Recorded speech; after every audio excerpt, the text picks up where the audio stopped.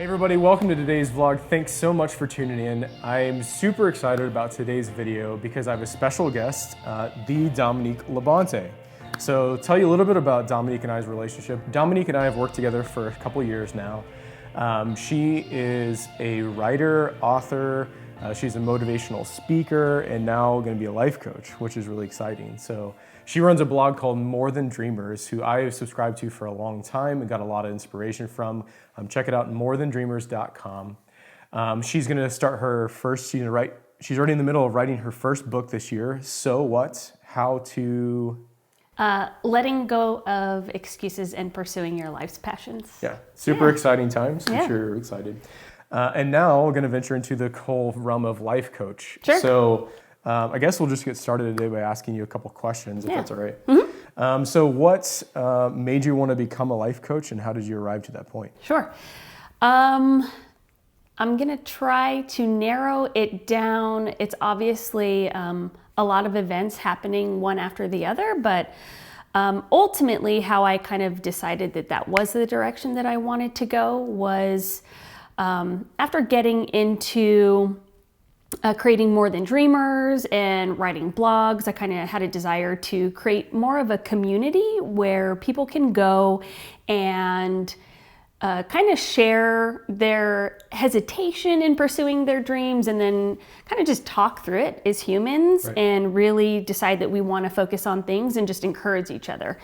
And one day, after I decided that I wanted to write the book, I thought maybe I'll look more into this life coaching stuff. And I kind of went down this rabbit hole. One day I was sitting in a coffee shop just on my computer, and I started researching the difference between psychology or being a counselor versus a life coach.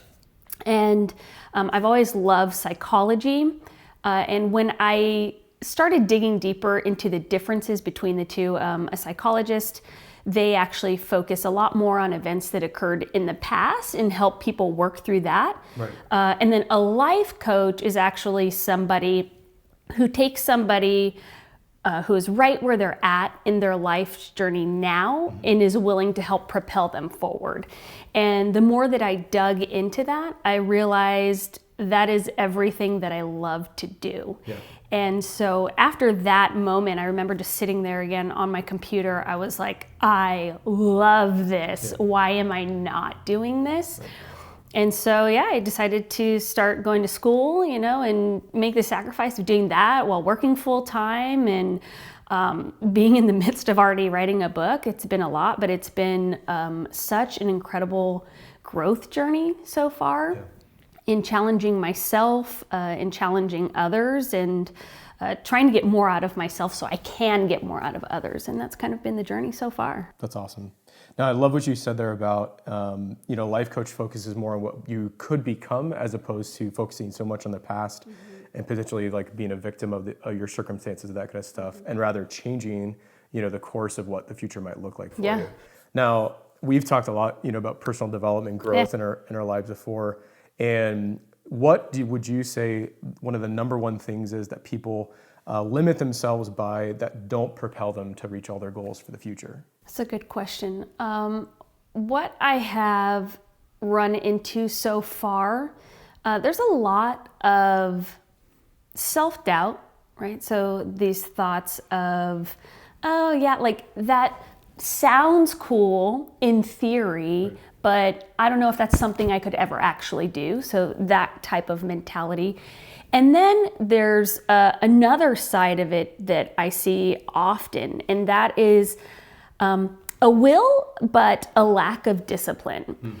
And so people say, I really want to do this thing, but they aren't willing to actually create structure, or they just don't even know how.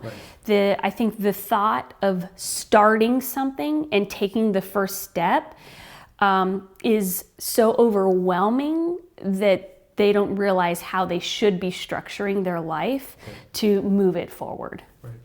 Yeah, and a lot of times they're too afraid by past failure or people's opinion or what have you, that they're not willing to take that first step because they say, what's even the use out of it? Yeah. So Dominique, in your own personal life, have there been moments of self-doubt? Yeah, plenty. What do you do with those? Yeah. I'm trying to think of a more recent one. I'll go back a little bit. First off, when I was younger and I had probably a tremendous amount of self-confidence, maybe too much, a little bit. But We've all been there. We've all been there. Let's face it. when you're young, you think you're invincible and the world is your oyster. Sometimes, though, things don't work out as planned. I think more often than not, we run into that at some point in time. And so I had a really big moment of self-doubt that was a large hurdle to overcome years ago after my band broke up. I kind of actually decided to walk away from it because I was wrapping my whole identity in it. And I knew that I needed to get myself in a healthier mental and emotional state. It was one of those situations, though, that got worse before it got better, because separating myself, it was like I ripped my own skin off because I made it my identity. And so with that, it took me a long time to get back into thinking that life was worth planning out my ambitions. Right. And that's where a lot of this stems from, being in that place of, okay, well, I tried that. It clearly didn't work out. Is anything else similar to that even worth it? Is it worth the effort? Is it worth the potential pain of going through?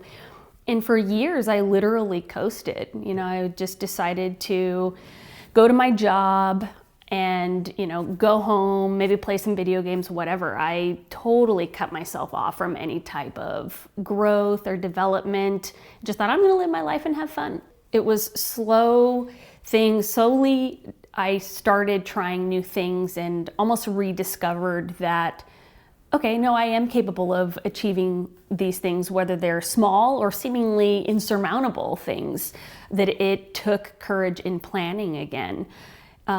Even now, though, I still get self-doubt. I just posted a blog about lacking confidence, even in this season of my life, becoming a life coach. All of this is really new from a coasting season that I've had for a long time. And so I had a moment where I put myself out there. I went to this networking event and introduced myself, and they were like, "Oh, so you're a life coach?" And I was like, "Well, I'm trying to be." And I was like, "What am I saying?" No, this is what I love, I'm passionate about.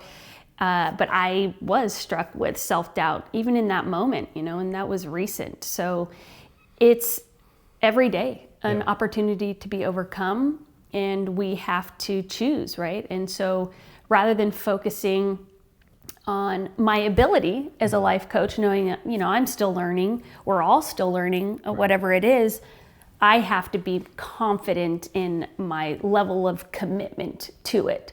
I know that is where my heart lies and my passion lies.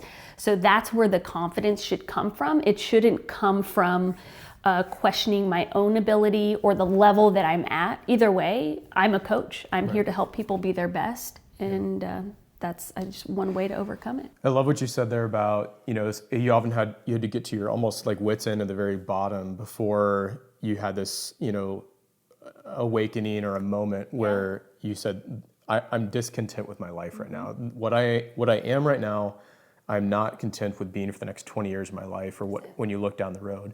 And often it takes a moment of discontentment to propel you to do something about it. Absolutely. So with that being said, what would you say as far as if somebody is listening right now and is discontent where they currently are at in life, what would you tell them? What their next step is and how can you help? Yeah, the very first thing that I would say is take one step, meaning whatever it is that is on this path or this journey to being whoever it is that you want to be. Maybe it's a new career, maybe it's pursuing a new hobby, maybe it's traveling the world, whatever it is, take the first step in the right direction, regardless of how large or how small, because any amount of progress or momentum it will keep you going. Right. So if I... Small steps, baby steps. That's it. Thinking about writing a book was super overwhelming, right? I did research and I'm like, nonfiction books average 75,000 words. And I'm like, oh my gosh, that's huge. Yeah. So I actually one day just sat down and did the math. And I said, okay, 75,000 words. If I break this down into 3-month period and then write a little bit every day, I think it averaged to like 900 words a day over the course of 3 months, which was nothing. I can type 1,000 words without thinking about it. Yeah. So when I broke it down into these smaller pieces and every day I woke up and I did some writing, eventually it turned into a book. Yeah. And so take that first step. That is so important, no matter how big, how small. Start. Yeah. That's it, right? Begin. Doesn't have to be perfect, but just start. That's it. Yeah. That's it. And for those who are still struggling to find out what the start even looks like, or maybe they need to figure out what is motivating them or create a plan of discipline, I'm actually hosting a workshop. It's called Becoming You on March 4th. And so you can definitely check that out more coming soon on that, morethandreamers.com, and you'll be able to register for it. So March 4th, Becoming You workshop. Yep. Go to morethandreamers.com to find out more about the workshop she'll be hosting and how you can take that first step into your own personal development. So last question before we close today. Thanks again so much for your time. I really appreciate you. How can people stay connected to you? That's good. I'm kind of everywhere except for Snapchat. I mean, I'm on it, but I'm terrible at it. Sure. And so I've kind of given up. I think I'm getting old. But so you can find me, again, easily morethandreamers.com. Feel free to comment on any of the blog posts there. I love to respond and engage in dialogue with people around their journeys. Facebook, so Dominique Elise Labonte, that's me on Facebook, or you can even find the More Than Dreamers page, facebook.com/morethandreamers, and Twitter too, Dominique Elise, yeah. I don't really use Twitter that much either though, because I have a lot more to say than the characters that they allot. 140 characters isn't enough sometimes. So. No, they extended it. It's double now, 280 I think, but I haven't taken advantage. Yeah. All right, thanks again so much. Appreciate you. We'll see you guys next time. Thanks so much.